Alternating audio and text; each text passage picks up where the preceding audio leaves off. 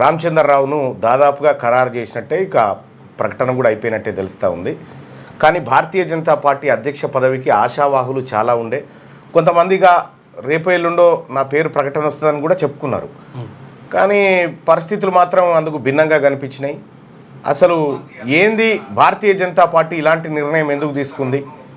రామచంద్రరావు పెద్దగా ఏది పబ్లిక్లో చరిష్మా ఉన్న లీడర్ కాదు కదా అనేటువంటి చర్చ నిన్న సోషల్ మీడియాలో జరిగింది.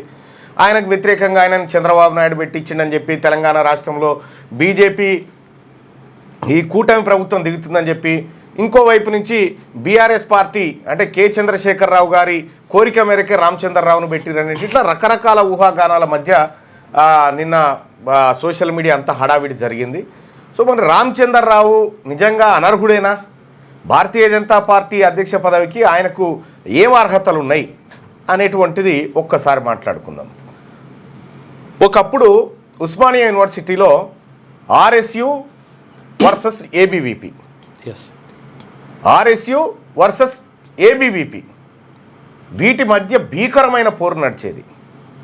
చంపుకున్నారు, చాలామంది హత్యలు గావించబడ్డారు, అనేక మంది క్షతగాత్రులయ్యారు. ఒక 1960, 70, 80 ఆ ప్రాంతంలో చూస్తే ఉస్మానియా యూనివర్సిటీలో పరిస్థితులు ఈ విధంగా ఉండేటివి.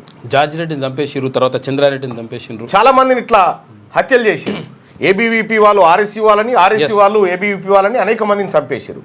ఒకానొక సందర్భంలో ఏబీవీపీలో ఉన్నటువంటి రామచంద్రరావు, ఇప్పుడున్నటువంటి బీజేపీ ప్రెసిడెంట్, ఆయనను ఆర్ఎస్యూ వాళ్ళు కొడితే చచ్చిపోయింది అనుకొని వదిలేసిపోయారు. చచ్చిపోయిందిగా అనుకొని వదిలేసి వెళ్ళిపోయిండు. వెళ్ళిపోయిన సందర్భంలో ఆయన లక్కీగా బతికిండు. ఆ రోజు నుంచి ఈ రోజు వరకు భారతీయ జనతా పార్టీ సిద్ధాంతాలతోని పెరిగినటువంటి రామచంద్రరావు, ఆయనకు అటు ఆర్ఎస్ఎస్తో కానీ ఇటు భారతీయ జనతా పార్టీ బలమైన సిద్ధాంతం కానీ అవినాభావ సంబంధం అయితే ఉంది.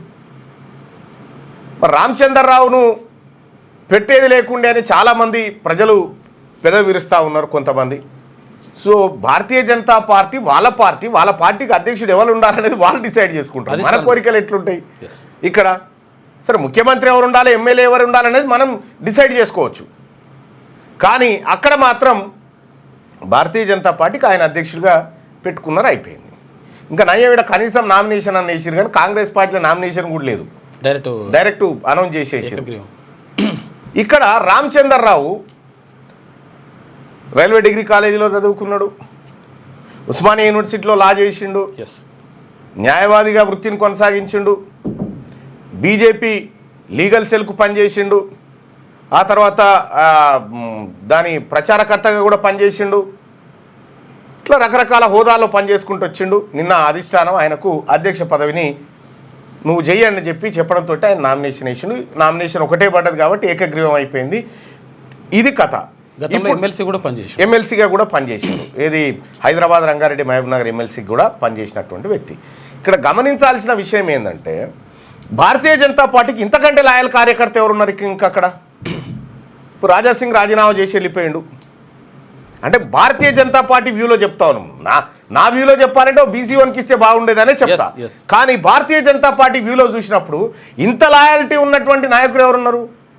రాజాసింగ్ తెలుగుదేశం పార్టీ నుంచి వచ్చే, బండి సంజయ్ గారు మొదటి నుంచి అందులో ఉన్నప్పటికీ ఆయన కేంద్ర మంత్రి హోదాలో ఉండే, ఆయనకు కేంద్రంలో గౌరవం దక్కుతూ ఉండే.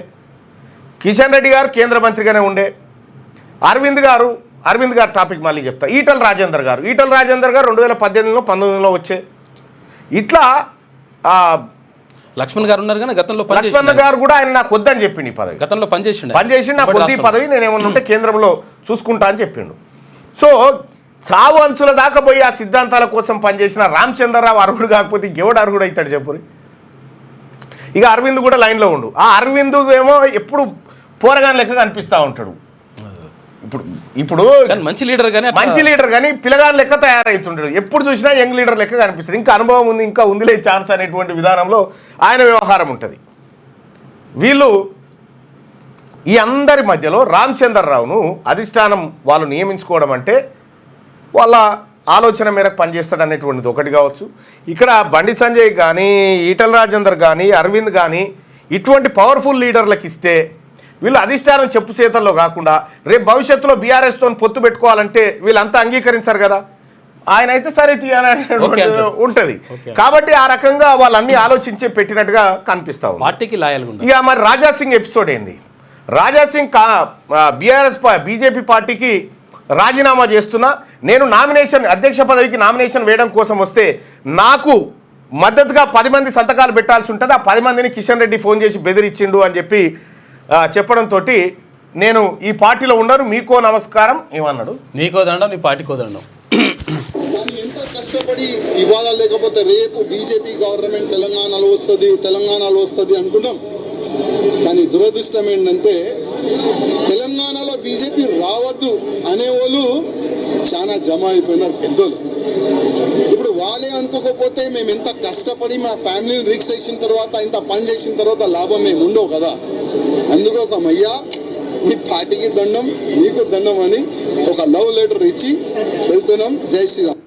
రైట్, అది మీకో దండం, మీ పార్టీకో దండం అని చెప్పి చెప్తా ఉన్నారు. అయితే ఏంది రామచంద్రరావును అంటే అతనికి ఎక్కడి నుంచి సపోర్ట్ దొరికింది, రామచంద్రరావుకు ఎక్కడి నుంచి సపోర్ట్ దొరికింది, అధిష్టానం రామచంద్రరావును ఫైనల్గా చూజ్ చేయడానికి కారణం ఏంది అనేటువంటి 1-2-3 అంశాలు చూసుకోవాలి.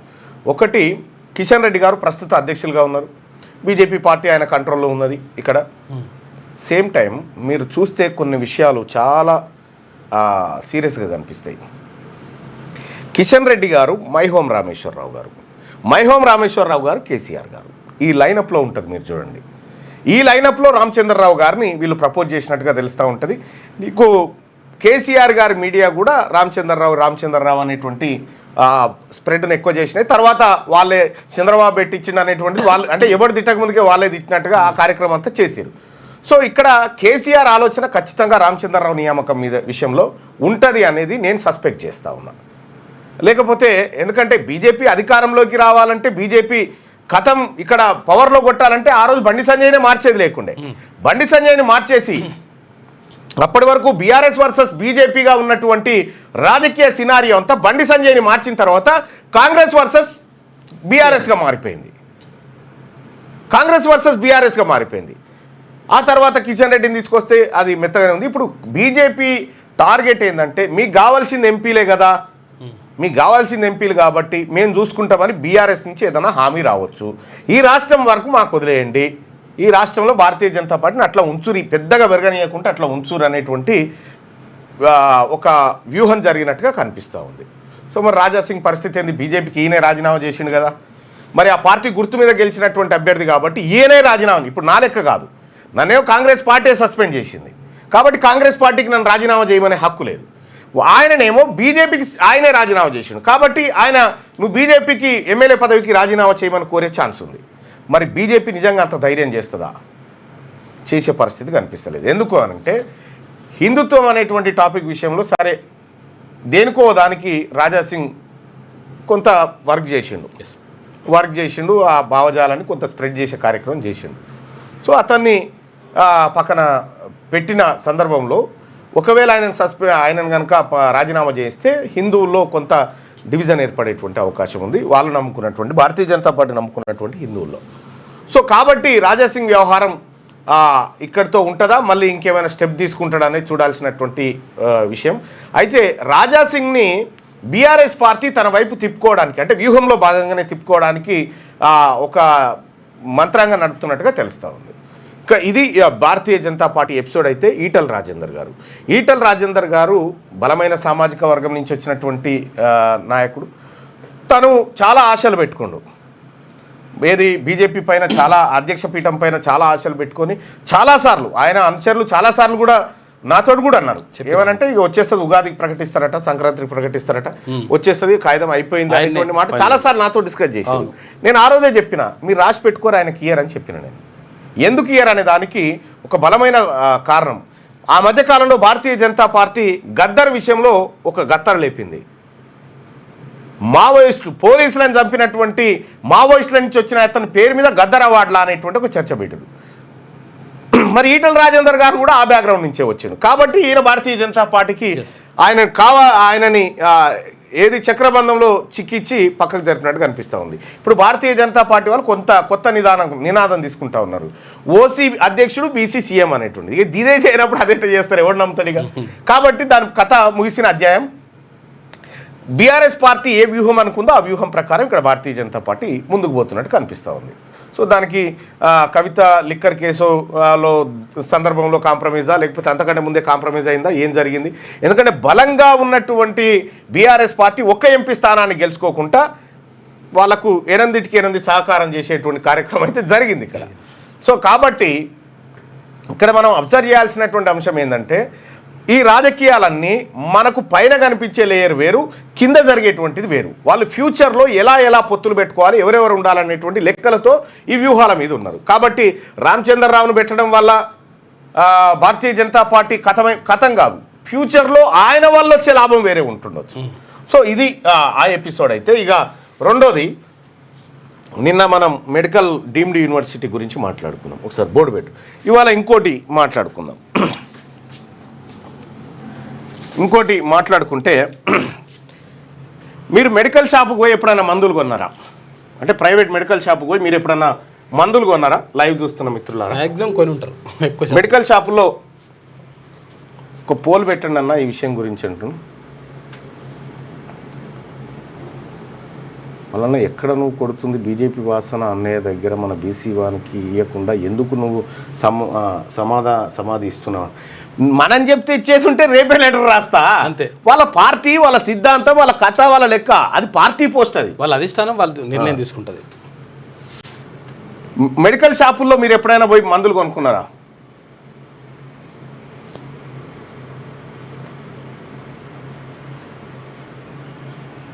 కొన్నామన్నా, రైట్. మీరు ఎన్ని మందులు కొంటున్నారో తెలుసా? ఒక ఏడాదికి తెలంగాణ రాష్ట్రంలో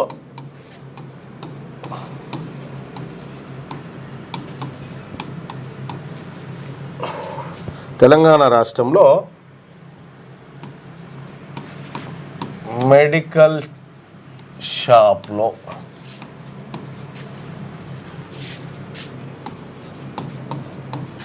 మందులు కొనుగోలు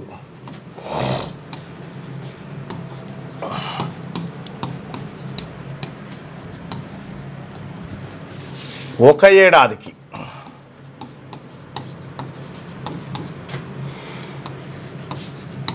ఎన్ని కోట్ల రూపాయల విలువైన మందులు కొనుగోలు చేస్తున్నారు?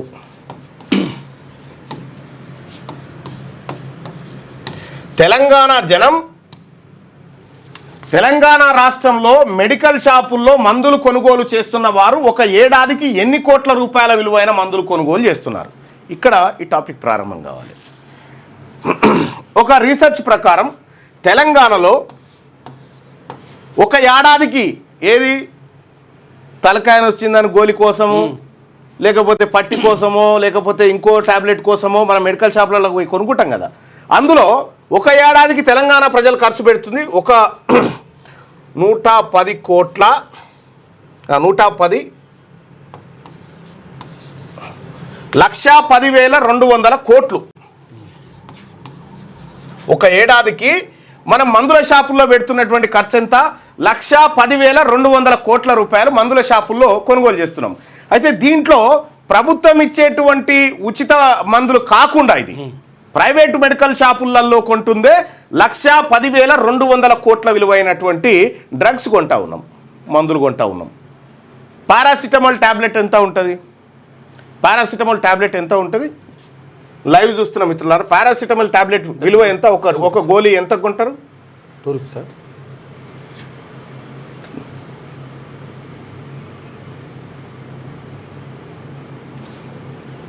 పారాసిటమాల్ టాబ్లెట్ ఎంత ఉంటుంది?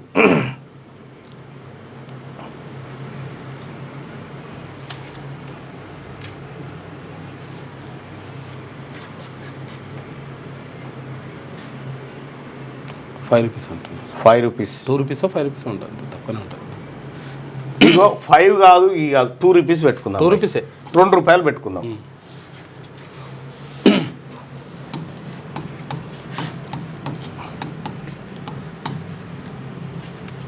పారాసిటమాల్ టాబ్లెట్ ధర ₹2 ఉంటుంది అంతే. ₹2 వేసుకుందాం. ఈ పారాసిటమాల్ టాబ్లెట్ తయారు కావడానికి ఎంత ఖర్చు అవుతుంది? ఒక్క పారాసిటమాల్ టాబ్లెట్ తయారు కావడానికి ఎంత ఖర్చు అవుతుంది? ఎవరికన్నా తెలుసా? ఆ ఫీల్డ్లో ఉన్నటువంటి వాళ్ళు ఎవరైనా ఉంటే చెప్పండి.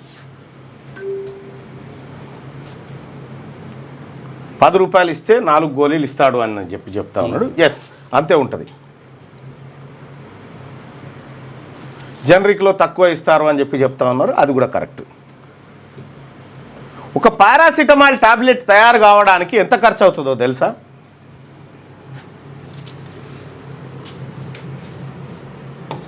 తయారీ ఖర్చు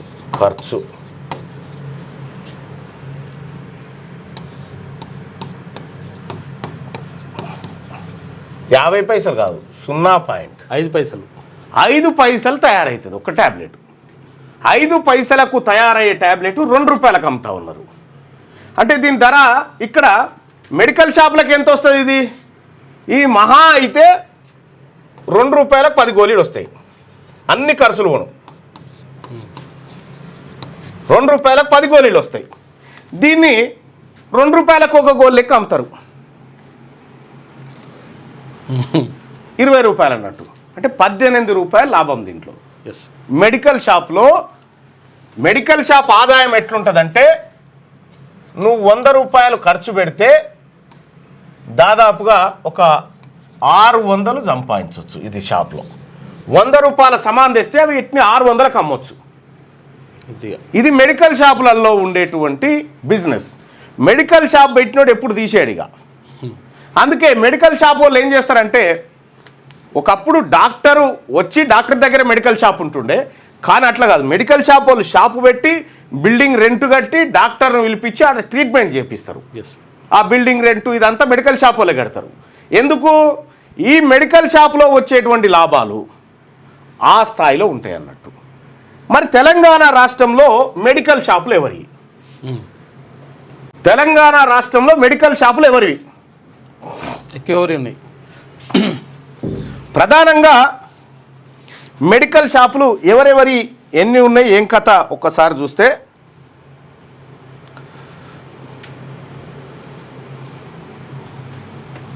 నువ్వు రాయి, పేపర్ తీసుకో. అపోలో ఫార్మసీ అంటారు కదా,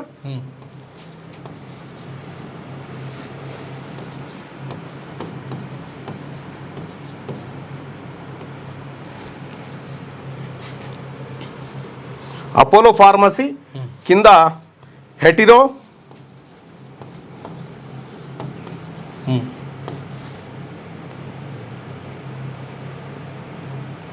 ఒక్క నిమిషం,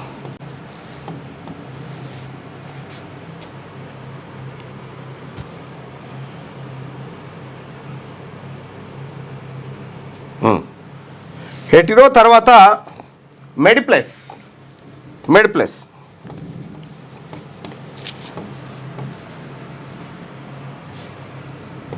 ఇక్కడ ఈ అపోలో ఫార్మసీ భారతదేశంలో 5600 మెడికల్ షాపులు ఉన్నాయి. హెటిరో ఏది మన అపోలో. అలాగే ఇవి కూడా దాదాపుగా ఇంచుమించు అంతే ఉన్నాయి. మరి ఈ షాపులు ఎవరివి? ఈ అపోలో ఫార్మసీకి మనం పోతాం, మందులు కొంటాం, ఆయన బిల్లు కొడతాడు, ఇస్తాడు, అది ఏం నడుస్తుంది, మోతాదుగా మబ్బుగా ఉన్నట్టు అనిపిస్తుంది. కానీ అపోలో ఫార్మసీ ఎవరిదయ్యా? మరి అపోలో ఫార్మసీ మృణాలిని రెడ్డి, కొండా విశ్వేశ్వరరెడ్డికి సంబంధించినటువంటిది.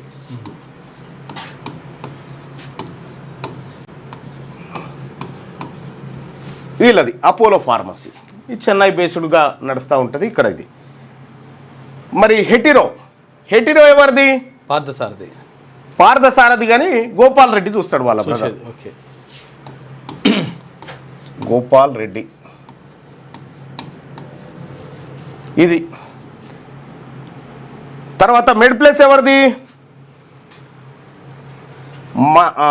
మధుకర్ రెడ్డి, జి మధుకర్ రెడ్డి.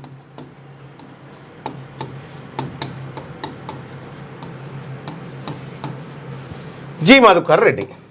ఇవి ప్రధానంగా మన రాష్ట్రంలో కనిపించేటువంటి పెద్ద మెడికల్ షాపులు. ఈ మెడికల్ షాపులు ఇవి కొన్ని వందల సంఖ్యలో ఉన్నాయి మన దగ్గర, వేలల్లో ఉంటాయి, వేలల్లో ఉంటాయి, రాష్ట్రంలో వేలల్లో ఉంటాయి. మొత్తం 1,10,200 కోట్ల వ్యాపారం కదా. 1,10,000 కోట్లు. దీంట్లో ఈ వ్యాపారంలో 62% వ్యాపారం ఈ మూడే చేస్తాయి.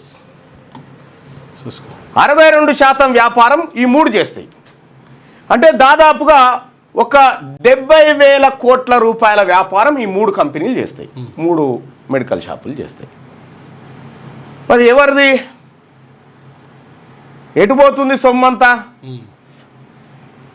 వీళ్ళకే మళ్ళా ఫార్మాసిటీ అంటే మందులు తయారు చేసేటువంటి కంపెనీలు వీళ్ళకే ఉంటాయి.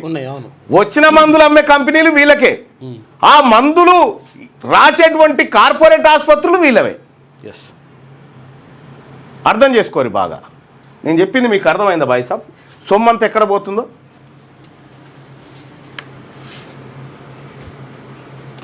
స్మాల్ మెడికల్ షాప్స్ అన్నా, మళ్ళీ మెడికల్ షాపులకు ఆఫర్స్ ఉంటాయి. 10 స్ట్రిప్స్ తీసుకుంటే 2 లేదా 4 లేదా 5 కూడా ఇస్తారట ఉచితంగా. Pharma direct production and direct marketing give 80% profit అట. Medical shop video. జనసేన పార్టీలో చేరుతారు రాజాసింగ్ గారు, జై జనసేన అని చెప్పి చెప్తా ఉన్నాడు.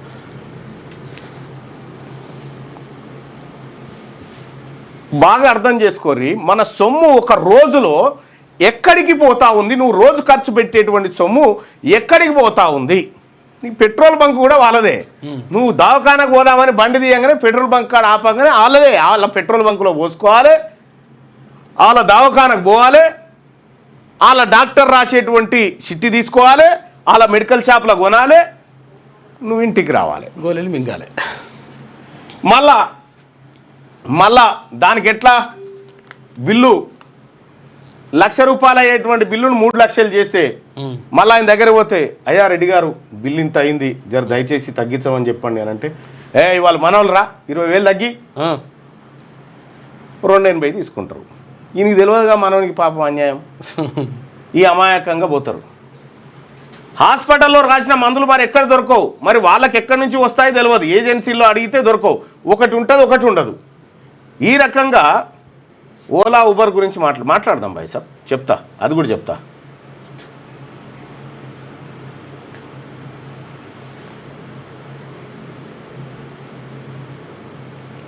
మీరు రియాక్ట్ అయితే దీనికి కనెక్ట్ అయినట్టు ఉంటుంది.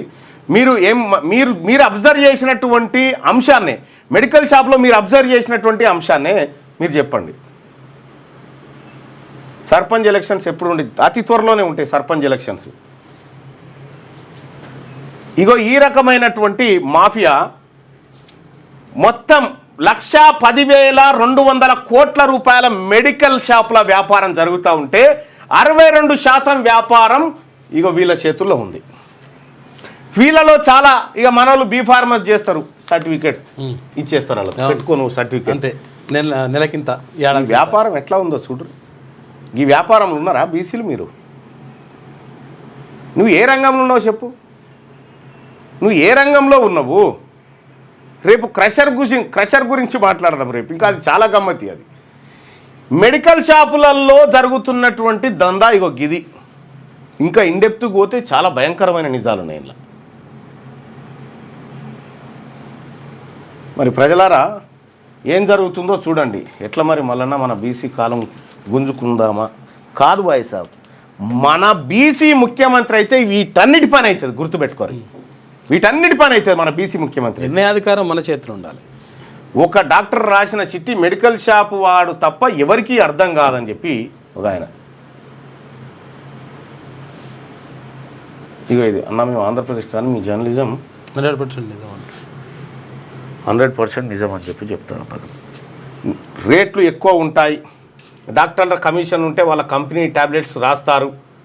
డాక్టర్లకు కూడా ఈ ఫార్మా కంపెనీ వాళ్ళు, మన ఏజెన్సీ వాళ్ళు గిఫ్ట్లు, టూర్లు, ఈ టాబ్లెట్ రాయండి, ఈ మందులు రాయండి అని చెప్తాడు. ఆ మందులే రాయని చెప్తాడు. అవును, ఆ రకంగా ఉంటుంది ఇవన్నీ.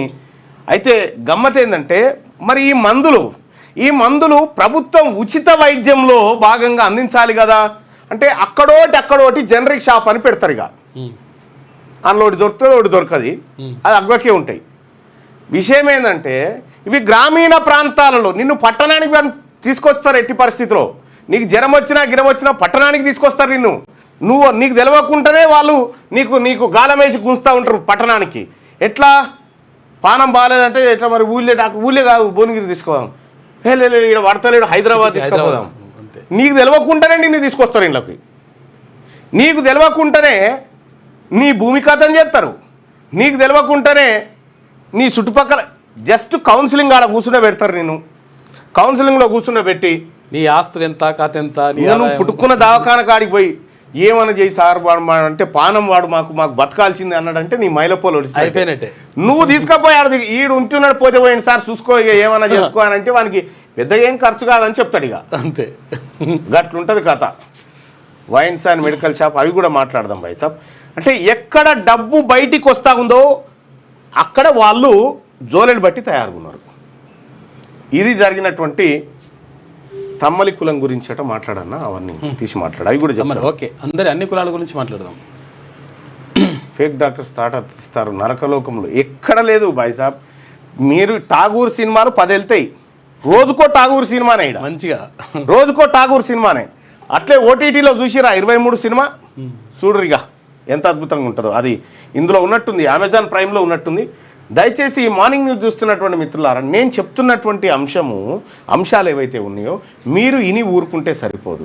మీ వాళ్ళతో డిస్కషన్ అన్నా చేయండి కనీసం, లేకపోతే మీ వాళ్ళకి షేర్ అన్నా చేయండి. మీ బంధువులకో మీ ఆత్మీయులకో షేర్ అన్నా చేయండి. రైట్గా ఈనాడు దినపత్రికలో ఉన్నటువంటి వార్తలు చూద్దాం. ఇది అత్యంత ఘోరంగా జరిగినటువంటి ఒక దుర్ఘటన. పాపం మందుల కర్మాగారంలో మహా విపత్తు. పాశమైలారంలోని సిగాచి ఇండస్ట్రీలో విస్ఫోటం, 34 మంది గాయాలు, కానరాని 5 ఆచూకీ. మృతుల సంఖ్య మరింత పెరిగే అవకాశం. పీఎం మోడీ సీఎం రేవంత్ రెడ్డిల దిగ్భ్రాంతి. కొనసాగుతున్న సహాయక చర్యలు. మంటల్లో చిక్కుకొని 19 మంది మృత్యువాత. ఇగో ఎట్లయిపోయింది చూడు, పేలి బాయిలర్స్ పేలి ఇక విజువల్స్ వేసే పరిస్థితి లేదు. ఇక చూడు మొత్తం కంపెనీ కుప్ప గూలిపోయింది, బాయిలర్స్ పేలి. ఇక రాష్ట్ర చరిత్రలోనే ఘోర పారిశ్రామిక ప్రమాదం చోటు చేసుకుంది.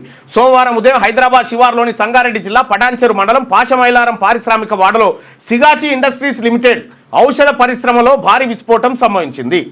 ఒక్కసారి నువ్వు చదువు నేను చెప్తా. ఇక ఇప్పటి వరకు 19 మృతదేహాలను వెలికితీయగా శిథిలాల కింద మరికొందరు చిక్కున్నారని, మృతుల సంఖ్య పెరుగుతుందని అధికారులు చెబుతున్నారు. అయితే పేలుడు సమయంలో ఏకంగా 700 నుంచి 800 డిగ్రీల ఉష్ణోగ్రత ఉంటుందని అంచనా వేస్తున్నారు. ఈ కారణంగానే అక్కడ పనిచేస్తున్న వారిలో 5 సజీవ దహనం అయ్యారు. ప్రమాద తీవ్రతకు పరిశ్రమ భవనంలో 14 అంగుళాల మందంతో ఉన్న ప్రింట్ బీమ్లు సైతం విరిగి కుప్పకూలిపోవడంతో నష్ట తీవ్రత అనూహ్యంగా పెరిగింది. పరిశ్రమ vice president ఈలం Goan quality control విభాగం నుంచి కిందికి దిగుతున్న సమయంలోనే పేలుడు జరగడంతో ఆయన మృతదేహం 50 మీటర్ల దూరంలో ఎగిరిపడిందంటే పరిస్థితి అర్థం చేసుకోవచ్చు.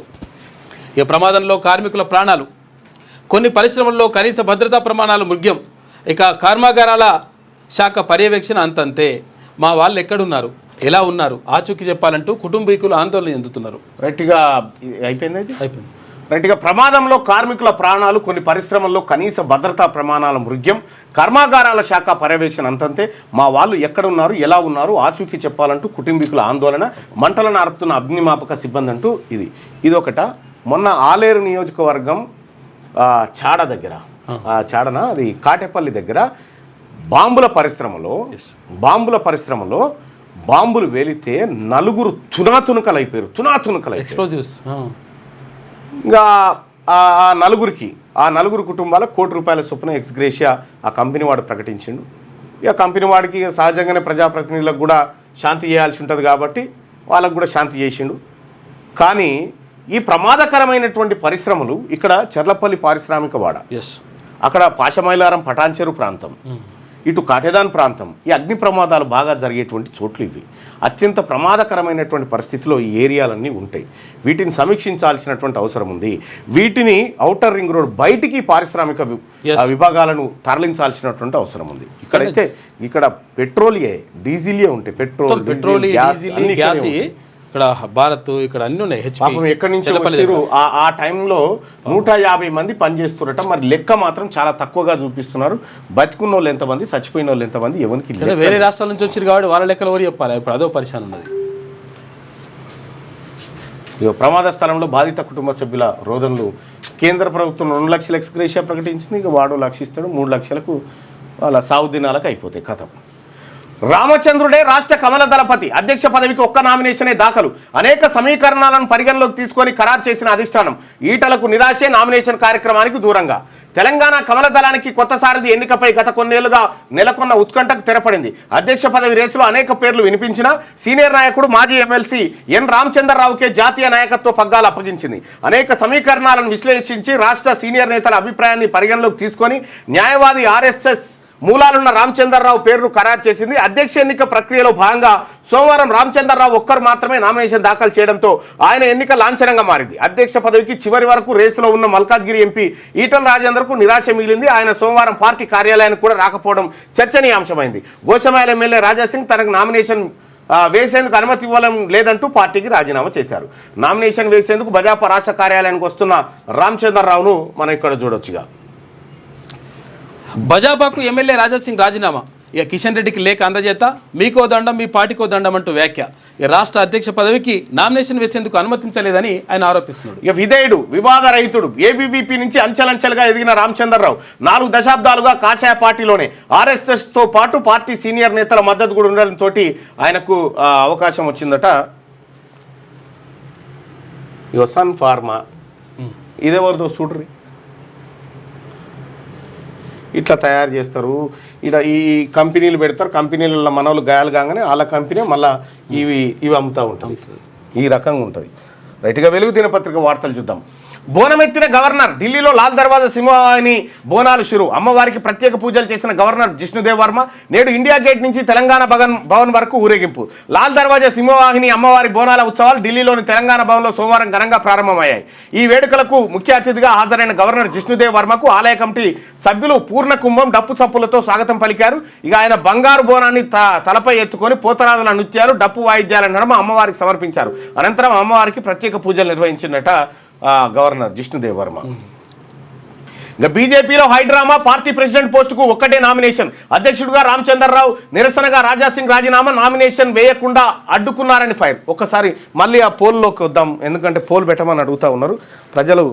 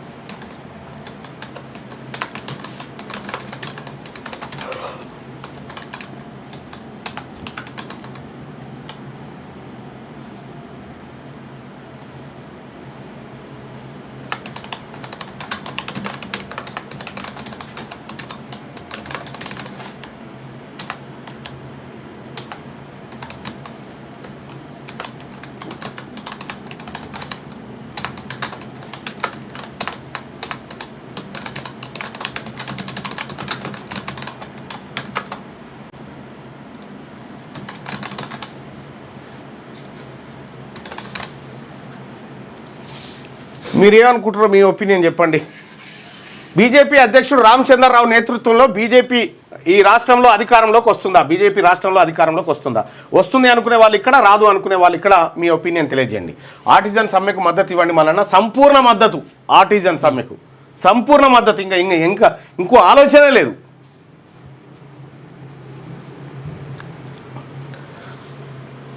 రైట్గా రాష్ట్రంలో పార్టీ అధికారంలోకి రావడం కొందరికి ఇష్టం లేదని కామెంట్. హైకమాండ్ వ్యతిరేకంగా ఎవరు మాట్లాడొద్దని బండి సంజయ్. చంద్రబాబు చెప్తే అధ్యక్షుని పెట్టే పార్టీ తమది కాదని వ్యాఖ్య. నామినేషన్ కార్యక్రమానికి హాజరు కానీ ఈటెల అరవింద్ బీసీకి అధ్యక్ష పదవి ఇవ్వకపోవడంపై పార్టీలో భిన్నాభిప్రాయాలు వ్యక్తమవుతా ఉన్నాయట. బీజేపీ రాష్ట్ర అధ్యక్షుడిగా ఎన్ రామచంద్రరావు ఎన్నికయ్యారు. అధ్యక్ష పదవికి కేవలం ఒకే ఒక నామినేషన్ రావడంతో ఆయన ఎన్నిక ఏకగ్రీవమైంది. ఈ మేరకు పార్టీ హైకమాండ్ మంగళవారం రామచంద్రరావు పేరును అధికారికంగా ప్రకటించనున్నది. కాగా స్టేట్ ప్రెసిడెంట్ ఎన్నిక సందర్భంగా బీజేపీలో రోజంతా హైడ్రామా నడిచింది. నామినేషన్ వేయనీయకుండా తమకు అడ్డంకులు సృష్టించారని ఆరోపిస్తూ ఆ party senior MLA Raja Singh BJP ప్రాథమిక సభ్యత్వానికి రాజీనామా చేసిందట. ఇక హైదరాబాద్లోని బీజేపీ రాష్ట్ర ఆఫీసులో అధ్యక్ష పదవికి నామినేషన్ వేస్తున్న రామచంద్రరావు పక్కన కేంద్ర మంత్రులు కిషన్ రెడ్డి, బండి సంజయ్, ఆ పార్టీ జాతీయ ప్రధాన కార్యదర్శి సునీల్ బన్సాల్ కూడా ఆయన పక్కనే ఉన్నాడట. మొత్తానికి ఎన్ రామచంద్రరావుని అందరూ ఆ అధిష్టానం నిర్ణయం మేరకు అందరు నిలబడి చేశారు. అయితే మీకో దండం, మీ పార్టీకో దండం. అధ్యక్ష పదవికి పోటీ చేసేందుకు వస్తే మద్దతు ఇచ్చే వారిని బెదిరించారని చెప్పి రాజాసింగ్, రాష్ట్రంలో బీజేపీ రావద్దనే వాళ్ళు ఎక్కువయ్యారని ఆరోపణ. ఇందులో ఖచ్చితంగా కేసీఆర్ ప్రమేయం ఉంటుంది. పాశమైలారంలో ఘోర ప్రమాదం, 19 మంది మృతి. సిగాచి కెమికల్ ఫ్యాక్టరీలో భారీ పేలుడు, 100 మీటర్ల దూరంలో ఎగిరిపడ్డ కార్మికులు. కుప్పకూలిన 3 అంతస్తుల అడ్మినిస్ట్రేషన్ బిల్డింగ్. ప్రమాద సమయంలో ఫ్యాక్టరీ లోపల 150 మంది, స్పాట్లోనే 6, చికిత్స పొందుతూ 13 మంది మృతి. మృతుల్లో ప్లాంట్ వైస్ ప్రెసిడెంట్ గుహాన్ కూడా ఉన్నాడట. 30 మందికి తీవ్ర గాయాలు, దవాఖానకు తరలింపు. సహాయక చర్యలు చేపట్టిన ఫైర్, రెవెన్యూ, పోలీస్ సిబ్బంది. ఘటనపై ప్రధాని మోడీ, సీఎం రేవంత్ దిగ్భ్రాంతి. మృతుల కుటుంబాలకు 2 లక్షలు, గాయపడ్డ వారికి 50,000 చొప్పున కేంద్రం తక్షణ సాయం. మృతుల కుటుంబాలను అన్ని విధాలు ఆదుకుంటాం, క్షతగాత్రులకు మెరుగైన వైద్య సేవలు అందిస్తామని చెప్పి మంత్రులు చెప్పారు. ఇక సంగారెడ్డి జిల్లా పటాన్చెరు పాశమైలారం పారిశ్రామిక వాడలో ఘోర ప్రమాదం జరిగింది. ఇక్కడి సిగాచి కెమికల్ ఫ్యాక్టరీలో సోమవారం ఉదయం భారీ పేలుడు సంభవించడంతో 19 మంది మృతి చెందారు, 30 మంది తీవ్రంగా గాయపడ్డారు. ఈ ప్రమాదంలో ఫ్యాక్టరీ పరిసరాల్లో ఘాటైన వాసనలు వ్యాపించగా చుట్టుపక్కల ప్రజలు భయంతో వణికిపోయారు. ఫ్యాక్టరీలో ఉదయం సుమారు 9 గంటలకు ఒక్కసారిగా భారీ పేలుడు సంభవించడంతో పెద్ద ఎత్తున మంటలు ఎగిసిపడ్డాయి. ప్రమాద సమయంలో ఫ్యాక్టరీలో 150 మంది పనిచేస్తున్నారు. ఇందులో స్పాట్లోనే 6 సజీవ దహనమయ్యారు. మరో 13 మంది దవాఖానలో చికిత్స పొందుతూ ప్రాణాలు కోల్పోయారు. పేలుడు దాటికి కార్మికులు సుమారు 100 మీటర్ల దూరం ఎగిరిపడ్డారు. ఫ్యాక్టరీలోని 3 అంతస్తుల అడ్మినిస్ట్రేషన్ బిల్డింగ్ కుప్పకూలింది. దీని శిథిలాల కింద పెద్ద సంఖ్యలో కార్మికులు చిక్కుకుపోయారు. పక్కనే ఉన్న మరో బిల్డింగ్ సైతం బీటలు వారింది. పేలుడు కారణంగా భారీ శబ్దం రావడంతో ఫ్యాక్టరీలోని మిగతా విభాగాల్లో పనిచేస్తున్న కార్మికులు బయటకు పరుగులు తీశారు. ఇక స్పాట్కు మంత్రులు దామోదర్ రాజనరసింహ, గడ్డం వివేక్ ఇద్దరు పేరు. కెమికల్ ఫ్యాక్టరీలో జరిగిన ప్రమాద సమాచారం అందిన వెంటనే రాష్ట్ర కార్మిక శాఖ మంత్రి గడ్డం వివేక్ వెంకటస్వామి, ఆరోగ్య శాఖ మంత్రి దామోదర్ రాజనరసింహ ఘటనా స్థలానికి చేరుకున్నారు. సహాయక చర్యలను పర్యవేక్షించారు. బాధిత కుటుంబ సభ్యులను ఓదార్చారు. కలెక్టర్లు, అధికారులను వివరాలు అడిగి తెలుసుకున్నారు. హాస్పిటల్లో చికిత్స పొందుతున్న క్షతగాత్రులను పరామర్శించారు. ఇగో ఇది జరిగినటువంటి ఘటన, చాలా ఘోరమైనటువంటి ఘటన జరిగింది, దుర్ఘటన. మరి ఏమేమి జరిగింది అనేది ఇంకా ఎంక్వైరీలో బయటికి రావాలి. లైట్ విజువల్స్ లైట్గా వద్దులేనా విజువల్స్, అంటే చనిపోయినాయి కాదు ఉట్టిగా. ఒకసారి విజువల్ చూపిస్తా అంటుడు మనకు సుదర్శన్ గారు. అగో పోయింది సిద్ధగోనేగా. ఇది సండే రోజు.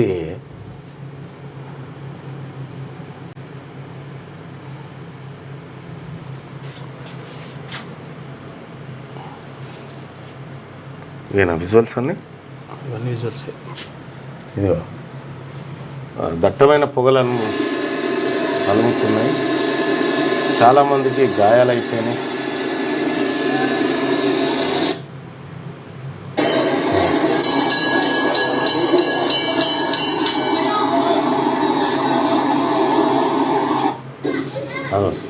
మొత్తం పొగలంతా కమ్ముకున్నాయి చూడండి.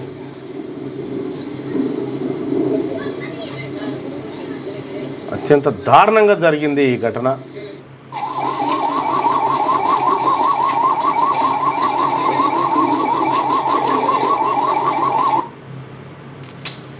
చాలా ఉన్నాయి కానీ అవి చూడించలేకపోతున్నాము.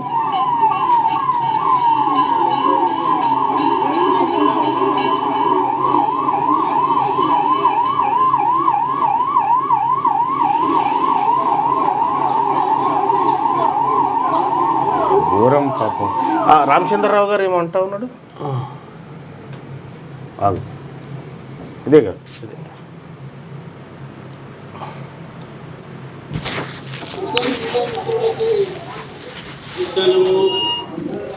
తెలంగాణ రాష్ట్ర అధ్యక్షుడిగా నా పేరు ఖరారు చేస్తున్నది సమాచారం ప్రచార సాధన ద్వారా తెలుస్తాం.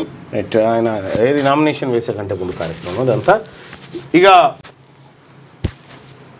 బనకచర్లకు బ్రేక్. పోలవరం బనకచర్ల లింకుకు అనుమతులు ఇవ్వలేమన్న కేంద్రం. ఏపీ ప్రతిపాదనలు తిప్పి పంపిన పర్యావరణ శాఖ. వరద జలాల మీద మరోసారి స్టడీ చేయాలి. అంతర్రాష్ట్ర వివాదాలపైన సిడబ్ల్యూసీతో చర్చించాలని సూచన. ఫలించిన తెలంగాణ సర్కార్ పోరాటం. వరుస ఫిర్యాదులతో వెనక్కి తగ్గిన కేంద్రం అంటూ ఒక వార్తను చూస్తాను. బనకచర్లకు ఇక్కడ పేపర్లలో బ్రేక్ కావచ్చు, దాని పని చేసుకుంటూ ఇది తాత్కాలికంగా తెలంగాణ జనానికి ఉపశమనం లాంటి ముచ్చటైనప్పటికి కూడా ఇది ఆగే ప్రాజెక్ట్ అయితే కాదు. ఈ ఏడాదికి ఇంజనీరింగ్ ఫీజుల పెంపు లేదు. అమ్మా నాయన ఇడిచిపెట్టినావా నాయన వేమ నరేందర్ రెడ్డి గారు, ఇడిచిపెట్టినావా? ఈ ఏడాది ఇంజనీరింగ్ ఫీజుల పెంపు లేదు. అన్ని ప్రొఫెషనల్ కోర్సులకు పాత ఫీజులే. ఉత్తర్వులు జారీ చేసిన ప్రభుత్వం. సర్కార్ నిర్ణయంపై స్టూడెంట్లు పేరెంట్లు హర్షం వ్యక్తం చేస్తున్నారట. నాయన కరుణించింది ఆయన ఈసారి. ప్రొఫెషనల్ కోర్సుల ఫీజుల విషయంలో రాష్ట్ర ప్రభుత్వం కీలక నిర్ణయం తీసుకుంది. 2025-26 విద్యా సంవత్సరానికి ఇంజనీరింగ్ సహా అన్ని ప్రొఫెషనల్ కోర్సులకు గతంలో ఉన్న ఫీజులే కొనసాగించాలని నిర్ణయించింది.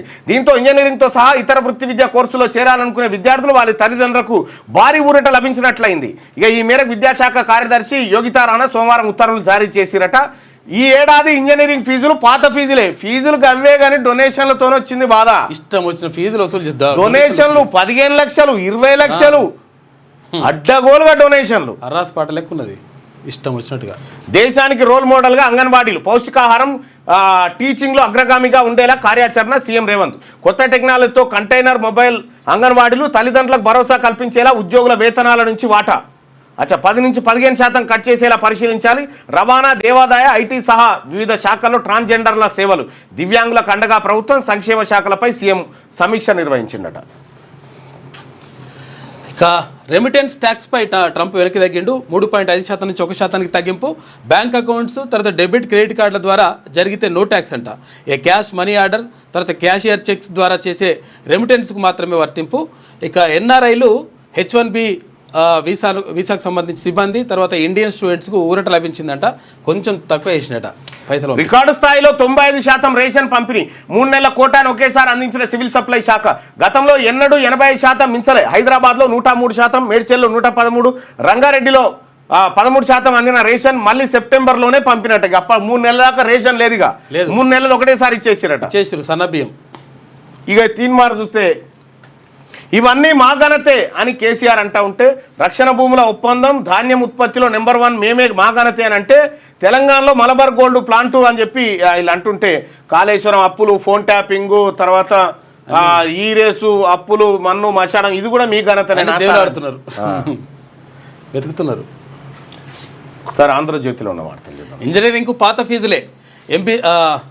MBA, తర్వాత ఫార్మసీ, ఇతర వృత్తి విద్యా కోర్సులకు నిరుటి ఫీజులే కొనసాగింపు. రాష్ట్ర ప్రభుత్వం ఉత్తర్వులు జారీ చేసింది.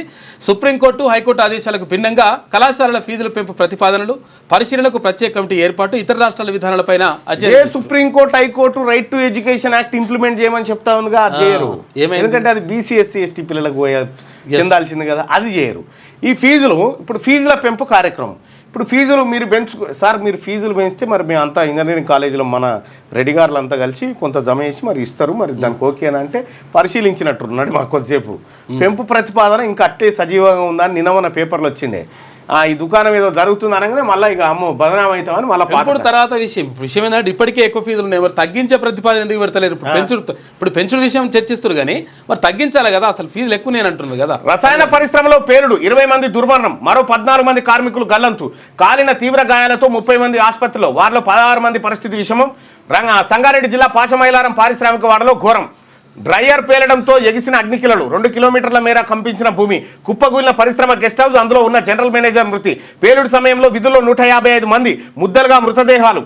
DNA పరీక్షలకు చర్యలు, రంగంలోకి దిగిన హైడ్రా, SDRF, ఆ తర్వాత ఫైర్ బృందాలు. మృతులు క్షతగాత్రులు బీహార్, ఒడిశా, తెలంగాణ, ఆంధ్రప్రదేశ్ వాసులు.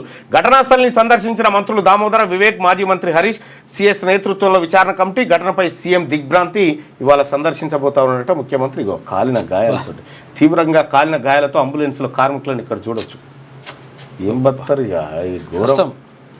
50% దాటిందంటే బతుకరు. ఇక కమల దళపతి రామచంద్రరావు బీజేపీ రాష్ట్ర అధ్యక్షుడిగా ఏకగ్రీవంగా ఎన్నిక. నూతన సారథిగా నేడు అధికారిక ప్రకటన. కార్యకర్త నుంచి పార్టీ అధ్యక్షుడి దాకా 4 దశాబ్దాల్లో అంచెలంచెలుగా ప్రస్థానం. విద్యార్థి నేతగా రాడికల్స్తో పోరు. నక్సల్స్ దాడితో 2 నెలలు మంచంపైనే. 1986 నుంచి అడ్వకేట్గా సేవలు. ఇక కార్పొరేటర్గా తొలిసారి పోటీ 2015లో ఎమ్మెల్సీగా ఎన్నికయ్యిండు. రాష్ట్రంలో అధికార పీఠమే లక్ష్యం, స్థానిక సంస్థల ఎన్నికలే తొలి టార్గెట్ అని చెప్పేసి ఆయన అంటున్నాడు. మనం పోలు పెట్టుకున్నాం మరి దీని మీదనే. రైట్, ఇక్కడ బీజేపీ అధ్యక్షుడు రామచంద్రరావు నేతృత్వంలో బీజేపీ రాష్ట్రంలో అధికారంలోకి వస్తుందా అంటే దాదాపు ఒక 2600 మంది ఓటింగ్లో పాల్గొన్నారు. ఒకసారి రిజల్ట్ చూస్తే వస్తుంది అని 16% మంది, రాదు అని 84% మంది అభిప్రాయాన్ని వ్యక్తం చేశారు. సో ఇది వీళ్ళకు వాళ్ళకు 16 చాలు, వాళ్ళ ఫ్యూచర్ లెక్కలకు ఫ్యూచర్ పొత్తులకు ఈ 16 సరిపోతుంది వాళ్ళకు. అందుకోసమే ఈ పార్టీలు ఏవి మన బీసీల పార్టీలు కావు, వాళ్ళు బిచ్చం ఇస్తేనే ఉండాలి. అందుకే బీసీలకే రాజకీయ పార్టీ రావాలి. ఆ రాజకీయ పార్టీ ఎట్లా వస్తుంది ఏం కథ త్వరలో మీ ముందు చెప్తాం. బీజేపీకి రాజాసింగ్ వీడుకోలు, పార్టీ సభ్యత్వానికి ఇవాళ వీడుకోలు సమావేశం పెట్టకపోయారు బీజేపీ ఆఫీసులో. ఏపీ బీజేపీ కొత్త అధ్యక్షుడు పివిఎన్ మాధవ్, అక్కడ బీసీకి ఇచ్చిరు, ఇక్కడ ఓసీకి ఇచ్చిరు. బనకచర్లకు బ్రేక్, ప్రాజెక్టు పర్యావరణ అనుమతికి విధి విధానాలు జారీ చేయలేం, అంతరాష్ట్ర అంశాలు ఇమిడి ఉన్నందున టీఓఆర్ నిర్ణయించలేం, గోదావరి ట్రైబ్యునల్ నిబంధనల ఉల్లంఘనపై ఫిర్యాదులు వచ్చాయి, వరద జలాల లభ్యతపై సమగ్రంగా అంచనా వేయాల్సి ఉంటుంది, ఇందుకు సిడబ్ల్యూసీని సంప్రదించండి, ఆమోదం తర్వాతే రండి. మీరు ఇప్పుడు ఏం బ్రేకే వట్టిగా స్పీడ్ బ్రేకర్ కానీ ఇట్లా కొట్టినట్టే మీరు ఆడికి పోరి అవి తెలుసుకొని రాపోరు, మేము ఇస్తామని చెప్పారు అంతే. ఏపీ సర్కార్ కేంద్ర అటవీ పర్యావరణ శాఖకు చెందిన నిపుణుల మదింపు కమిటీ స్పష్టీకరణ, ప్రతిపాదన వెనక్కి, ప్రాజెక్టుకు పర్యావరణ అనుమతి ఇవ్వరాదంటూ కేంద్రానికి గతంలో సీఎం రేవంత్, మంత్రి ఉత్తమ్ లేఖలు, వినతి పత్రం. కేబినెట్ ఆమోదం లేకుండానే కాళేశ్వరం బ్యారేజీ నిర్మాణం గుర్తించిన ప్రభుత్వం జస్టిస్ ఘోష్ కమిషన్కు లేఖ సిద్ధం, అన్ని వివరాలతో ఇవాళ సీల్డ్ కవర్లో సమర్పిస్తారట. ఇక హిందుస్థాన్ ధాన్యం టెండర్ లాట్ రద్దు, పౌర సరఫరాల శాఖ కమిషనర్ ఉత్తర్వు, 2022-23 రబీ సీజన్ వేలంలో కేటాయింపు, దాని బదులు సన్న బియ్యం ఇస్తామన్న మిల్లర్లు, తనకు అభ్యంతరం లేదన్న హిందుస్థాన్, 80,872 మెట్రిక్ టన్నుల మిల్లింగ్ చేసి సన్న బియ్యం ఇవ్వడానికి మిల్లర్లకు అనుమతి, ఈఎండి వెనక్కిస్తారా జప్తు చేస్తారా అని చెప్పి హిందుస్థాన్ ధాన్యం టెండర్ లాట్ రద్దు అయిపోయిందట. ఇక సార్కు ప్రత్యామ్నాయంగా కొత్త గ్రూప్, దక్షిణాసియా దేశాలతో చైనా, పాక్, బంగ్లాదేశ్ మంతనాలు, భారత్కు కౌంటర్గా ఏర్పాటు చేయబోతుంది. సార్కు దేశాలు ఉంటాయి కొన్ని, ఆ సార్క్ దేశాలకు ప్రత్యామ్నాయంగా కొత్త గ్రూప్ పెడుతున్నట్టు ఇటు చైనా, పాకిస్తాన్, ఇండియాకు వ్యతిరేకంగా పెడుతున్నట్టు ఈ లంగలు. నేటి నుంచే తత్కాల్కు ఆధార్ లింకు, సర్క్యులర్ జారీ చేసిన రైల్వే శాఖ, తత్కాల్కు ఆధార్ లింకు పెడతారు, ఓటుకు లింకు పెట్టరా. నేటి నుంచి అమల్లోకి రైలు ఛార్జీల పెంపు, ఏసీ కిలోమీటర్ 2 పైసలు, నాన్ ఏసీ 1 పైసా పెంపు. ఇక వివాహితపై ఆర్ఎంపీ ఘాతుకం, ఆమె 2 చేతులకు గడ్డి మందు ఇంజెక్షన్ చేసి లైంగిక దాడి, అపస్మారక స్థితికి చేరుకున్న బాధితురాలు, గస్తీ పోలీసుల రాకతో నిందితుడు పరార్. నల్గొండ జిల్లా గుర్రంపోడ్లో దారుణం, చికిత్స పొందుతూ బాధితురాలు మృతి. ఉరి తీయాలి దొంగ నా కొడుకులు. టాపింగ్ గుట్ట వసూళ్ల వేట, ట్యాపింగ్ మాటున బెదిరింపులు, దోపిడీలంట. ఎంపీ కొండా నుంచి భూమి కొన్న వ్యక్తి నుంచి వసూలు, 13 కోట్ల ఎలక్టోరల్ బాండ్లకు తోడు 4 నుంచి 5 కోట్ల కుచ్చుటోపి, ఎన్నికల వేళ ఎంపీ ఈటల అనుచరులకు బెదిరింపులు, వీరందరి వాంగ్మూలాల నమోదుకు తాజాగా సిట్ కసరత్తు, బాండ్లు ఏ పార్టీకి ఎవరు కొనిపించారని ఆరా తీసే ఛాన్సు, పక్కా సాక్ష్యాధారాలు సేకరించి కోర్టు కట్ట. వీళ్ళు ఫోన్లు ట్యాపింగ్ చేసి ఇప్పుడు కొండా విశ్వేశ్వరరెడ్డి భూమి ఇంకొక ఆయన కొన్నాడట, ఆయన బెదిరించి ఆయన దగ్గరికి పైసలు గుంజిరట ఈ దొంగలు. పోలీసులు ఆ దొంగల వీళ్ళని ఏమంటారు, వీళ్ళ బుర్రలకు శస్త్రచికిత్సలు జరగాలన్నా, వీళ్ళను మెంటల్ దవాఖానలకు కొంచపోవాలి వీళ్ళని దొంగలను. ఓ వ్యక్తికి భూమి అమ్మాను, ఆ వ్యక్తి వద్దకు ట్యాపింగ్ ముఠా వెళ్లి బెదిరించింది, బలవంతంగా 12 కోట్ల నుంచి 13 కోట్ల వరకు ఎలక్టోరల్ బాండ్లు కొనిపించింది, మరో 4 కోట్ల నుంచి 5 కోట్ల వరకు అదనంగా వసూలు చేసింది. నా దగ్గర భూమి కొన్న వ్యక్తి వివరాలు వారికి ఎలా తెలుస్తాయి, ఫోన్ ట్యాపింగ్ చేస్తే తప్ప. కొండా విశ్వేశ్వరరెడ్డి అన్న మాటలు ఇవి. మునుగోడు, హుజూరాబాద్ ఎన్నికలప్పుడు టాపిక్ బీఆర్ఎస్ పార్టీ ఎత్తనేత్తదు, ఎందుకంటే వాళ్ళకి తెలుసు దీంట్లో ఇరికిపోయినమనే మాట తెలుసు. ఇప్పుడు ఎవరైతే బీఆర్ఎస్ను సపోర్ట్ చేస్తున్నాడో రేపు పొద్దుగాల ఇవన్నీ అయిన తర్వాత నోరేళ్ళ పెడతారు. వాళ్ళు మామూలుగా చేయలే. వానాకాలం పంటలకు బీమా లేనట్లే, టెండర్లు పిలవని ప్రభుత్వం, ఆర్థిక సమస్యలే కారణం, ప్రకృతి విపత్తులో తక్షణ సాయం ఎకరానికి 10,000. ప్రధానమంత్రి ఫసల్ బీమా యోజన పథకంలో చేరితే అయిపోయి వానాకాలం పంటకు బీమా లేనట్లే. ఈజీగా ఉంటుండే, జస్ట్ అది ప్రీమియం కడితే. మొబైల్ అంగన్వాడీలు, మురికివాడలు, వలస కార్మికులు ఉండే ప్రాంతాల్లో ఏర్పాటు, అక్కడి పిల్లలకు నిర్దేశిత సమయంలో పౌష్టికాహారం. తెలంగాణ అంగన్వాడీలు దేశానికే రోల్ మోడల్ కావాలి, పౌష్టికాహారం బోధనలో అగ్రగామిగా ఉండేలా కార్యాచరణ, భవనాల నిర్మాణంలో అధునాతన సాంకేతికత వినియోగం, పిల్లలు పట్టించుకొని వృద్ధులకు అండగా నిలవాలి, వారి వేతనాల నుంచి తల్లిదండ్రులకు వాటా జమ చేయాలి. రవాణాతో పాటు ఇతర శాఖల్లోని ట్రాన్స్జెండర్ల సేవలు, దివ్యాంగులకు మరింత అండగా రాష్ట్ర ప్రభుత్వం, సంక్షేమ శాఖలపై సమీక్షలో ముఖ్యమంత్రి రేవంత్ రెడ్డి అంటూ ఒక వార్తను చూస్తా ఉన్నాం. ఇక్కడ ఇవాళ మేము బీసీలుగా నిన్న మేము కొంతమంది ముఖ్య నాయకులు తీసుకున్నాం. రేపటి బీసీ ప్రభుత్వంలో మళ్ళీ ల్యాండ్ సీలింగ్ యాక్ట్ని తీసుకొచ్చి ప్రతి బీసీ కుటుంబానికి మినిమం 2 ఎకరాల భూమి ఉండేటట్టు చేయాలి. మినిమం 2 ఎకరాల భూమి. ఆ విధంగా కార్యాచరణ రూపొందిస్తా ఉన్నాం. బీసీ వాళ్లకు ఖచ్చితంగా 2 ఎకరాల భూమి ప్రతి కుటుంబానికి ఉండేటువంటి కార్యాచరణ రూపొందిస్తాం. మినిమం వివాహితపై ఆర్ఎంపీ ఘాతుకం అది అయిపోయింది. 4 రోజుల్లో శ్రీశైలం గేట్లు ఓపెన్. ప్రాజెక్టుకు 1.5 లక్షల క్యూసెక్లు జల విద్యుత్ ఉత్పత్తి ప్రారంభమైంది. ఇక మనకు బంకర్ బస్టర్ బాంబులు అమెరికా తరహాలో అభివృద్ధిపై భారత్ దృష్టి. 7,500 కిలోల వార్ హెడ్ మోసుకెళ్లేలా అగ్ని 5లో మార్పులు చేయబోతా ఉన్నారట. ఇంకో ఇది ఆంధ్రజ్యోతిలో ఉన్నటువంటి వార్తలు. ఒకసారి ఇక శనార్థి తెలంగాణలో ఉన్నటువంటి వార్త చూద్దాం. ఈడబ్ల్యూఎస్ రిజర్వేషన్లు పెనుముప్పు. ఈ రిజర్వేషన్లతో బీసీలకు తీవ్ర నష్టం తప్పదు. శాసనమండలి సభ్యులు తీర్మానం. బీసీలకు పెనుముప్పు ఈడబ్ల్యూఎస్ రిజర్వేషన్లు అనే అంశంపై రాసిన 2 పుస్తకాల ఆవిష్కరణ అంటూ. ఈ పుస్తకాలను నేను అమెజాన్ ఫ్లిప్కార్ట్లో పెట్టమని చెప్పిన మా వాళ్ళకి, లేదంటే ఏదైనా ఒక నెంబర్ ఇవ్వండి వాళ్ళు ఇక్కడ కాంటాక్ట్ అయ్యి తీసుకుంటారనేటువంటి మాట చెప్పిన. సో అది మీకు ఎవరికన్నా ఆ పుస్తకం కావాలంటే మీ అడ్రస్లు కిషోర్ నెంబర్ చెప్పు.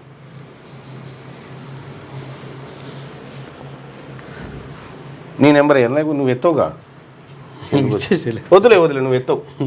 నా ఫోన్ ఎత్తవా 7 సార్లు ఎత్తువా చెప్పు. కిషోర్ నెంబర్ 9966 9966 25 68 19. 2 పుస్తకాలు అంటే మీ పుస్తకాలకు సంబంధించినటువంటి డీటెయిల్స్ అవన్నీ కూడా మా పుస్తకాలకు సంబంధించినటువంటి డీటెయిల్స్ నిన్న చూసారు కదా. ఈ నెంబర్కు 9966256819 ఈ నెంబర్కి కిషోర్ నెంబర్కి కాల్ చేసి మీ ఆర్డర్ ఇవ్వండి. దాన్ని ఎట్లా పంపించాలనేది కిషోర్ ప్లాన్ చేస్తాడు. బీసీలకు బీజేపీ మొండి చెయ్యి. రాష్ట్ర పార్టీ అధ్యక్షుడిగా రామచంద్రరావు పేరు ఖరారు. అంతా సెలక్షన్ ఎలక్షన్ లేదు. బీజేపీలో మేడిపండు ప్రజాస్వామ్యం. కమలం పార్టీలోను కాంగ్రెస్ మార్కు రాజకీయాలు. ఆర్ఎస్ఎస్ మెచ్చిన వారికే హైకమాండ్ ఓటు. రామచంద్రరావు ఎంపికపై రాజాసింగ్ తిరుగుబాటు. పార్టీలో పలువురు అసంతృప్తి. బీజేపీ రాష్ట్ర అధ్యక్ష ఎన్నికలపై పెదవి విరుస్తున్న ప్రజలంటూ. పదవులు పెదవి విరిచినా నెత్తి గుద్దుకున్నా మనకు సంబంధం లేని ఎన్నిక అది, అలా పార్టీకి సంబంధించినటువంటిది. సో కాబట్టి మీకు అన్ని పత్రికలు బీసీలకు మొండి చేయనేటువంటి వార్త పత్రికలు రాయాలి. ఎక్కడ రాయాలి ఎందుకంటే వాళ్ళే బీసీల పత్రికలు కాదు, మన బీసీ పత్రిక కాబట్టి ఇది మొండి చేయని రాసింది. బీజేపీకి రాజాసింగ్ రాజీనామా. ఇక కిషన్ రెడ్డికి రిజైన్ లెటర్ అంటే ఇచ్చిండు. ఇక స్పీకర్ గడ్డం ప్రసాద్ కుమార్కు సమాచారం. కిషన్ రెడ్డి వ్యవహారంపై తీవ్ర అభ్యంతరం. తన అధ్యక్ష నామినేషన్ను అడ్డుకున్నట్లు ఆరోపణ. ఇక ఈసీ మెంబర్స్ను కిషన్ రెడ్డి బెదిరించినట్లుగా ఆరోపిస్తూ ఉన్నాడు. ఇక కర్ణాటక సీఎం మార్పు హైకమాండ్ పరిధిలో ఉంది. సుర్జేవాల నివేదిక ఆధారంగానే హైకమాండ్ నిర్ణయం. అధిష్టానం ఆలోచనను ఎవరు చెప్పలేరు. కాంగ్రెస్ అధ్యక్షుడు మల్లికార్జున ఖర్గే అనవసర సమస్యలు సృష్టించొద్దని నేతలకు సూచన. మా ప్రభుత్వం 5 ఏళ్లు కొనసాగుతుందని సిద్ధరామయ్య కౌంటర్. ఇది ఆగమాగం. ఇది 5 దేశాలు 8 రోజులు 2 ఖండాలలో పర్యటించనున్న ప్రధాని. ఇక జూలై 2 నుంచి 9 వరకు మోడీ విదేశీ పర్యటనలు ఉన్నాయంట. బ్రిక్స్ సమావేశాల్లో పాల్గొననున్న ప్రధాని. మన్మోహన్ సింగ్ గారు ఇటువంటి పర్యటనలో పాల్గొన్నప్పుడు మీడియాను తీసుకుపోయి ఫ్లైట్లను ఎక్కడో సమావేశానికి సంబంధించినటువంటి దేశ ప్రయోజనాలకు సంబంధించినటువంటి అంశాలు చర్చకు పెడుతుండే, మీడియా ముందు పెడుతుండే. ఎన్ని దేశాలు తిరిగినా ఏం మీడియాతో మాట్లాడేది లేదు, ఎవరికి చెప్పేది లేదు. అప్పుడోసారి ఏది సెలబ్రిటీలతో ఇంటర్వ్యూ చేసి మీడియా ముఖాన ఎంగిలి వీడియోలు కొడతా ఉంటే వాళ్ళు వేసుకొని మురవాలి. ఒక ప్రధానమంత్రి ఆపరేషన్ కగార్ సింధూర్ జరిగిన తర్వాత ఏం జరిగింది అనేది దేశ ప్రజలకు వివరించకుండా, ఏమేం జరుగుతుంది, ఏం చేస్తూ ఉన్నాం అనేది వంటిది ప్రజలకు చెప్పకుండా, మన్ కీ బాత్ అని ఆయన మనసులో మాట జనానికి చెప్పి జనమేమనుకుంటుర్రో కనీసం మీడియా ఒక ప్రశ్న అడిగితే సమాధానం చెప్పాల్సినటువంటి పరిస్థితి లేకుండా ఇప్పుడు 5 దేశాలు 8 రోజులు. ఇది రికార్డా? ఇప్పుడు ఆ అన్వేషణ పిల్లగాడు ఉన్నాడు, అని పేరు ఏమి పిల్లగాని పేరు అన్వేషణ్. ఆ పిల్లగాని కంటే వేగంగా తిరుగుతున్నాడు ఇప్పుడు పోటీవాడి. ఆ పిల్లగాడు ఇంకా ఆ పిల్లగాడు ఇంకా పర్యటనలు అయిపోయినాయి ఉన్నాయో తెలియదు కానీ ఇప్పుడు ఆ అన్వేష్ కంటే ఎక్కువ తిరుగుతున్నాడు ఇప్పుడు. కనీసంగా వీడియోనన్నది అన్వేషణ వీడియో ఏం జరుగుతుందో చూపిస్తుండు. పాశమైలారంలో భారీ అగ్ని ప్రమాదం. సిగాచి పరిశ్రమలో పేలిన రియాక్టర్, 13 మంది మృతి, 25 మంది గాయాలు. మృతులంతా బీహార్, యూపీ వాసులే. ప్రమాదంపై ప్రధాని మోడీ, సీఎం రేవంత్ దిగ్భ్రాంతి. కేంద్రం ప్రభుత్వం తరఫున 2 లక్షల ఎక్స్గ్రేషియా ప్రకటన. ప్రమాదంపై రాష్ట్ర సర్కార్ విచారణకు ఆదేశం. ప్రభుత్వ ప్రధాన కార్యదర్శి నేతృత్వంలో కమిటీ. మృతుల కుటుంబాలకు కోటి నష్టం పరిహారం ఇవ్వాలని ప్రజా సంఘాలు, రాజకీయ పార్టీలు డిమాండ్ చేస్తూ ఉన్నాయి. ఈ బంకర్ బస్టర్ క్షిపణులపై భారత్ దృష్టి పెట్టిందట. ఇరాన్పై అమెరికా ఆ క్షిపణుల వినియోగం, ఆ తర్వాత ఇండియా అప్రమత్తం. బంకర్ బస్టర్ క్షిపణుల తయారీపై సూత్రప్రాయ నిర్ణయం. డిఆర్డీఓ అధికార వర్గాల కీలక వివరాలు వెల్లడట. ఇప్పుడు మనలు కూడా తయారు చేస్తారు. ఇక పెరిగిన రైలు ఛార్జీలు, కిలోమీటర్కు 2 పైసల వరకు పెంపు అంట. అర్ధరాత్రి నుంచి కొత్త ఛార్జీల బాధుడు. ఇక తత్కాలకు ఆధార్ తప్పనిసరి. యథావిధిగా రిజర్వేషన్ ఛార్జీలు, సూపర్ ఫాస్ట్ సర్ఛార్జీ. 3 రోజులు వానలు. పలు జిల్లాలకు ఎల్లో అలర్ట్ జారీ. 3 రోజుల నుంచి జారీ చేస్తున్నాం. ఇప్పటిదాకా సినుకు లేదు. మీ వానలు పడ్డాయా? మీ ఊళ్ళో పంటి వానలు పడ్డాయా బాయ్సాబ్? వానలు పడుతున్నాయా మీ ఊళ్ళే? నిన్న మొన్న కూడా చదివిన నేను ఎల్లో అలర్ట్ అని చెప్పి. ఈ అలర్ట్లు ఏమి అనిపిస్తలేవు. జర అట్లా. రాజా సింగ్ని మార్నింగ్ న్యూస్లోకి పిలవండి. ముసలు వచ్చిపోతుంది. సరే పిలుద్దాం. సార్ రాజా సింగ్ని మార్నింగ్ న్యూస్లోకి వెళ్దాం. ఒక పార్టీకి రాజీనామా చేసిపోయినప్పుడు ఆయన బాధ ఏందో కూడా వినాలి కదా. 3 రోజులు వానలు. పలు జిల్లాలకు ఎల్లో అలర్ట్ జారీ. వర్షాల దృష్ట్యా ప్రజలు అప్రమత్తంగా ఉండాలి. గాలుల తీవ్రత అధికంగా ఉంటుంది. హైదరాబాద్ వాతావరణ కేంద్రం హెచ్చరికలు జారీ. ఈ హైదరాబాదులో వానలు ఇంబ్యాలెన్స్గా పడుతుంటాయి. పడాల్సిన సమయంలో పడకుండా, ఎప్పుడు పడితే అర్థం కాకుండా. ఎందుకు హైదరాబాద్ వాతావరణం దెబ్బతిన్నదంటే, ఈ హైదరాబాద్ చుట్టుపక్కల మొత్తం 723 క్రషర్ మిషన్లు ఉన్నాయి. ఇవి ఏం చేసినాయంటే గుట్టలను మింగినాయి. రేపు మాట్లాడుకుందాం దాని గురించి. 723 ఇంక వెళ్తే ఇంకా కొన్ని ఉన్నాయి. మమ్మల్ని ఎవరు ఆపలేరు. ఎవరు ఆపుతారు? పోయి రైలు పట్టాల మీద కూర్చుంటే. రైలు రోకో చేసి తీరుతాం. స్థానిక సంస్థలో 42% రిజర్వేషన్లు మా లక్ష్యం. బీఆర్ఎస్ ఎమ్మెల్సీ కల్వకుంట్ల కవిత సింగరేణి జాగృతి రైలు రోకో పోస్టర్ ఆవిష్కరణ చేసిన. అమ్మ కవిత గారు, మీరు పోయి రైలు మీద ముంగడ మొదటి ఆత్మ బలిదానం బీసీల రిజర్వేషన్ గురించి మీ ఇంట్లో నుంచి అయితే బాగుంటుంది ఈసారి. ఎందుకంటే అప్పుడు మాదైంది కదా శ్రీకాంత్ చర్చ జరుగుతుంది. మొదటి ఆత్మ బలిదానం ఇక్కడి నుంచే. కానీ ఈసారి బీసీలు ఎవరు కూడా మనకు ఆత్మ బలిదానాలు, ఈ పోరాటాలు మనకేమొద్దు. కార్యకర్తలు మనం రాజకీయ పరమైన పోరాటం చేద్దాం. ఈ వద్దుగా కార్యకర్తలు పక్కకుండురి, ఆమె ముంగడ్డెల పెట్టుర్రి. ఎవరైనా ఇంకా ఇంట్రెస్ట్ ఉన్న ఉంటే అటు పెట్టుర్రి. ఏపీ సర్కార్కు కేంద్రం షాక్. పోలవరం బనకచెర్ల అనుమతులపై కేంద్ర పర్యావరణ నిపుణుల కమిటీ అభ్యంతరం. ప్రాజెక్టులపై అనేక ఫిర్యాదులు వచ్చాయి. జీడబ్ల్యూడిటి తీర్పు తర్వాత మన నాగరాజ్ అని హుజూర్ నగర్లో ఉంటాడు. రైలుకు ఎదురుగా పోతే కాళ్ళు చేలిపోతే వీళ్ళ చుట్టూ తిరిగి యాస్టకు వచ్చింది.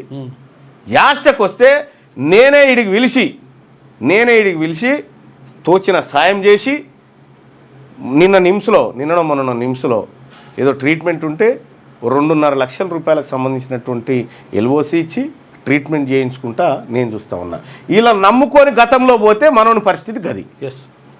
ఇలా నమ్ముకొని మనోడు పోతే మనోని పరిస్థితి గది. తెలంగాణ ఉద్యమం మళ్ళీ ఈ తీసుకుపోయి మళ్ళీ ఆయనతో మావులను పట్టాల మీదకి నువ్వు పక్కకు జరిగేవు తల్లి. ఏమైనా ఉంటే ఆమెను పంపిరి మేడంని. ఏపీ సర్కార్ కేంద్రం షాక్. పోలవరం బనకచెర్ల అనుమతులపై కేంద్ర పర్యావరణ నిపుణుల కమిటీ అభ్యంతరం. ప్రాజెక్టుపై అనేక ఫిర్యాదులు వచ్చాయి. అచ్చా ఇది అయిపోయింది కదా. రెమిటెన్స్ పన్ను తగ్గింపు. భారతీయులకు ట్రంప్ భారీ ఊరట. 5% పన్నును 1%కే పరిమితం చేస్తూ నిర్ణయం. బ్యాంకు క్రెడిట్, డెబిట్ కార్డు లావాదేవీలకు పూర్తి మినహాయింపు. సెనెట్లో స్వల్ప మెజార్టీతో కీలక బిల్లుకు ఆమోదం లభించిందట. అక్కడ నుంచి ఇక్కడ పంపించే పైసల మీద పన్నేస్తారు. అంటే ఈడబ్ల్యూఎస్ రిజర్వేషన్లు పెరుముప్పు అని చెప్పి నిన్న మహిళా సోదరుమణులందరూ కూడా రిలీజ్ చేయడం జరిగింది. ఇది కంటిన్యూషన్ వార్తలు మనం ఇక్కడ చూడొచ్చు. ఇక కాంగ్రెస్ మాట తప్పింది అని చెప్పి ఏమేం మాటలు తప్పింది అనేది ఇందులో ఉంది. నేటి మాట. అమ్మ నీ పేరు బరువెక్కుతుంది సమాజంలో, నీ వ్యక్తిత్వం అని చెప్పి నేషనల్ టొబాకో కంట్రోల్ అవార్డుకు మాచన రఘునందన్ ఎంపికైందట. జాతీయ కులగణన జరిగితే దేశ రాజకీయాల్లో పెను మార్పులు. సోమన్న రాసిండు. సర్కార్ ఆస్తులను పట్టించుకొని అధికారులు. ఇవి శనార్థి తెలంగాణ. అలాగే శనార్థి కథనంతో కదిలిన యంత్రాంగం. బెగ్గింగ్ మాఫియా శీర్షికతో ప్రత్యేక కథనం స్పందించిన అధికారులు. నేటి నుంచి ఆపరేషన్ మస్కాన్ 11 ప్రారంభం. చిన్నపిల్లలతో పనిచేస్తే క్రిమినల్ కేసులు. బాల కార్మికులు కనిపిస్తే 1098 100కు సమాచారం అందించండి. అడిషనల్ ఎస్పీ జి రమేష్ వెల్లడి. తెలంగాణ శనార్థి తెలంగాణ పత్రిక. ఇక ఒకసారి సాక్షి దినపత్రికలో ఉన్న వార్తలు చూద్దాం. ఆయుష్ అదరహో యుఎస్ ఓపెన్ బ్యాడ్మింటన్ టోర్నీలో టైటిల్ సాధించిన భారత్ షట్లర్. ఇక డాక్టర్స్ హార్ట్ బీట్ అంట. దేవుడు రాసిన స్క్రిప్ట్ను కూడా మార్చి రాయగల రైటర్లు డాక్టర్లట. వారిద్దరు దేవుని రాత అర్థం కాదు, ఇలా రాత అందంగా డాక్టర్ వారిద్దరు దైవ విరోధులు. ట్రంప్ నేతన్యాహు దైవానికి శత్రువులుగా తయారయ్యారంటూ ఇరాన్ మత పెద్ద వ్యాఖ్యానించింది. ఇక అమల్లోకి కొత్త రైల్వే ఛార్జీలు వచ్చినాయి. ఇక కలాన్ ల్యాబ్స్ కమాల్ ల్యాబ్స్ తాజాగా దాదాపు 10 కిలోమీటర్ల ఎత్తుకు ఎగరగలిగే యుఏవిని తయారు చేసి సంభ్రమాశ్చర్యాలకు గురి చేసిందట. అచ్చా, అదేందో చూడు. వచ్చేస్తోంది మన బాహుబలి. అగ్ని-5కి బంకర్ బస్టర్ బాంబును మోసే సామర్థ్యాన్ని ఆపాదిస్తూ మిసైల్ను ఆధీకరిస్తున్నట్టుగా డిఆర్డిఓ ప్రకటించింది. తల్లిదండ్రులు పట్టించుకునే ఉద్యోగుల వేతనాల్లో కోత. ఇది మంచి పని. వారి వేతనాల నుంచి 10 నుంచి 15% నేరుగా తల్లిదండ్రుల ఖాతాల్లో జమ చేస్తారు. అధ్యయనం చేసి నివేదిక సమర్పించాలని అధికారులకు సీఎం రేవంత్ రెడ్డి ఆదేశం. అసోంలో అమలవుతున్న పథకాన్ని పరిశీలించాలని సూచన.